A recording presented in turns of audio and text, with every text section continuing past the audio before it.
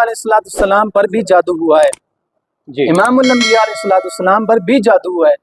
तो इमामुल अंबिया सैयदना आयशा सिद्दीक़ा रज़ियल्लाहु ताला अन्हा आप फरमाती हैं कि इमामुल अंबिया अलैहिस्सलाम पर ऐसा जादू हुआ था कि आप किसी चीज़ का ख्याल करते थे, हकीकत में वो काम नहीं होता था, लेकिन इमामुल अंबिया अलैहिस्सलाम को ऐसा लगता था कि ये काम हो गया है। तो इमामुल अंबिया अलैहिस्सलाम पर ऐसा सख्त किस्म का जादू हुआ था कि इमामुल अंबिया अलैहिस्सलाम ने सैयदना हज़रत आयशा सिद्दीक़ा रज़ियल्लाहु ताला अन्हा आपसे फरमाया कि रब ताला से जो चीज़ मैं पूछना चाह रहा था, अल्लाह तबारक व तआला ने मुझे उसका जवाब दे दिया। अब वो क्या था?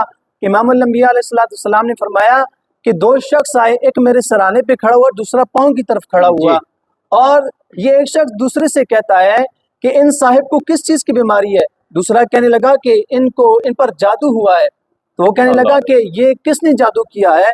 तो उसने कहा कि ये लबीद बिन आसम ने, वो शख्स है जिसने इमामुल अंबिया अलैहिस्सलाम पर जादू किया है।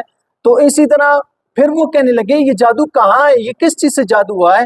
तो पता चला कि इमामुल अंबिया अलैहिस्सलाम की कंघी मुबारक से और इमामुल अंबिया अलैहिस्सलाम के बाल मुबारक से वो जादू हुआ है।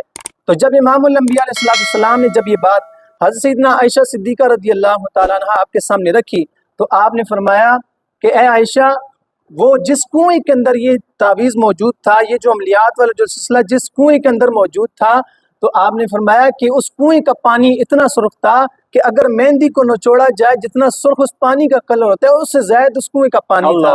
तो सामीन